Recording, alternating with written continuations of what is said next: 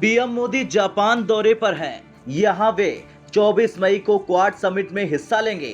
Quad summit को लेकर चीन ने अपनी भड़ास निकालनी शुरू कर दी है। चीन का कहना है कि इसका विफल होना तय है, क्योंकि अमेरिका ने चीन को नियंत्रित करने के लिए ये कवायद शुरू की है। चीन के विदेश मंत्री वांग यी ने पाकिस्तान के विदेश मंत्री बिलावल भुट्टो जरदारी के साथ संयुक्त प्रेस कॉन्फ्रेंस में एक सवाल के जवाब में कहा, इंडो पैसिफिक रणनीति अंतर्राष्ट्रीय समुदाय में खासकर एशिया पैसिफिक क्षेत्र में अधिक सतर्कता और चिंता पैदा कर रही है। अमेरिका की इंडो पैसिफिक रणनीति का असफल होना तय है। चीनी विदेश मंत्री वांग यी का ये बयान ऐसे वक्त पर सामने आया जब 24 मई को टोक्यो में क्वाड समिट का आयोजन होना है। इसमें पीएम मोदी, अमेरिकी राष्ट्रपति जो बाइडेन और जापान ऑस्ट्रेलिया के पीएम शामिल होंगे। पिछले साल सितंबर में जो बाइडेन ने वाशिंगटन में क्वाड नेताओं की मीटिंग बुलाई थी। वांग यी ने कहा, अमेरिका ने स्वतंत्रता और खुलेपन के नाम पर इंडो पैसिफिक रणनीति बनाई है। चीन का दावा है कि क्वाड का इरादा चीन के आसपास के वातावरण को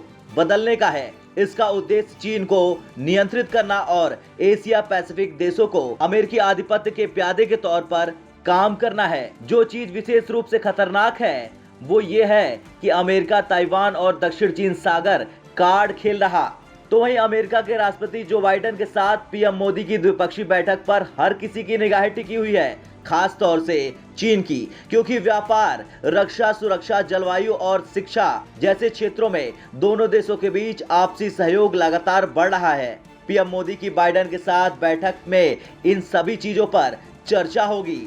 साथ ही इस बात पर भी जोर दिया जाएगा कि दोनों देशों के संबंधों को और मजबूती प्रदान की जाए। लेकिन बाइडेन का पहला मकसद इंडो पैसिफिक रीजन में चीन के बढ़ते दबदबे को रोकना है। यही वजह है कि अमेरिका ने अपने 2023 के रक्षा बजट में 1.8 अरब डॉलर इंडो पैसिफिक क्षेत्र पर खर्च करने की घोषणा की है। इसके अलावा अमेरिका ने 40 करोड़ डॉलर अलग से भी इंडो पैसिफिक में लगाने की पेशकश कर दी है। ये 1.8 अरब डॉलर सुरक्षा, व्यापार और कनेक्टेड इंडो पैसिफिक व्यवस्था और प्रभावी बनाने के लिए खर्च किए जाएंगे।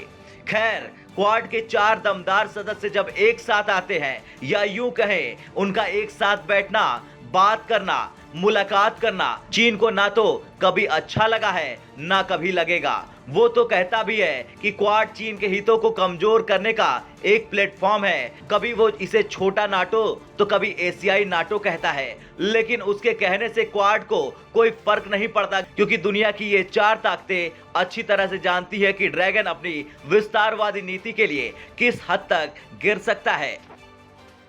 ब्यूरो रिपोर्ट, भारत तक।